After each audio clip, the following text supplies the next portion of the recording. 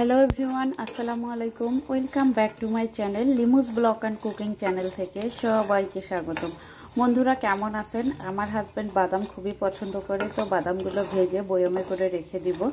তো অনেকগুলো বাদাম কিনেছিলাম, আসলে ভাজা হয় না। তো বাদামে কিন্তু অনেক প্রকার উপকারিতা আছে, বাদাম খেলে শরীরের জন্য অনেক ভালো। তো আপনাদের কার কার বাদাম ভাজা ভালো লাগে অবশ্যই কমেন্ট করবেন। ওই যে একটা গান আছে বলে না, বাদাম বাদাম ভাই কাঁচা বাদাম। তো সেই হচ্ছে দশা, এই হচ্ছে আমার এই বাদাম ভাজা।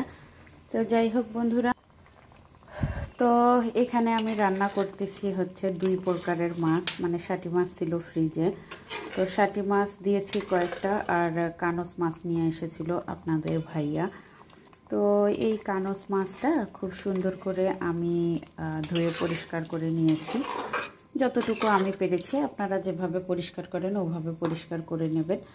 আর এখানে আমি পেঁপে দিয়েছি, আর দেখেন পটল অনেকে পছন্দ করেন না, পটল কিন্তু খুবই ভালো। এই যে আমি মাছের মধ্যে দিছি, তো সেই কারণে কিন্তু লম্বা লম্বা করে কেটে দিয়েছি। এখানে হচ্ছে 2 প্রকারের মাছ আছে আর 2 প্রকারের সবজি আছে।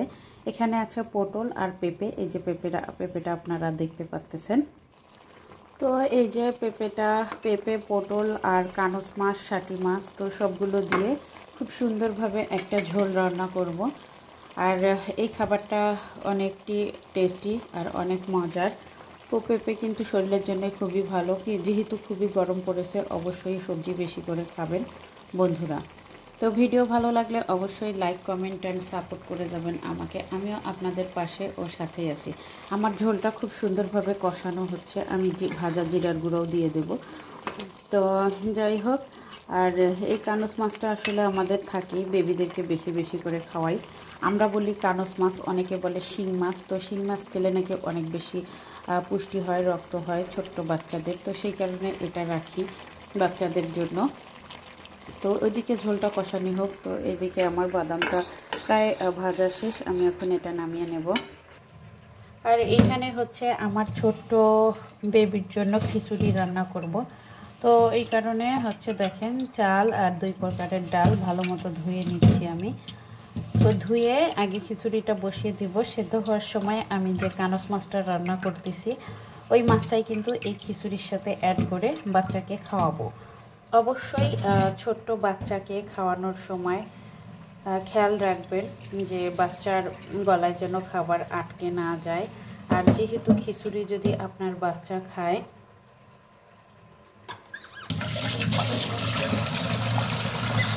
তো সেক্ষেত্রে কিন্তু আপনারা অবশ্যই ঘুটুনি দিয়ে ঘুটে তারপর ভালোভাবে খিচুড়িটা ম্যাশ করে নেবেন।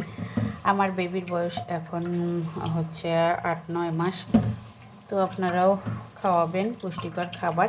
আর ডক্টরের কাছে গিয়েছিলাম, উনি বলেছে খিচুড়ি প্রতিদিনের তালিকায় রাখবেন, মোটা খাবার, চাল ডাল, তার সাথে কোনো দিন মুরগি, কোনো দিন হচ্ছে মাছ, কোনো দিন ডিম, কোনো দিন সবজি, এভাবে চেঞ্জ করে করে এক এক দিন এক একটা খাওয়াবেন। বাচ্চার পুষ্টি তো সব দিকেই ঠিক থাকবে ইনশাআল্লাহ। আর বাদবাকি টাইমগুলোতে নাস্তা খাওয়াবেন।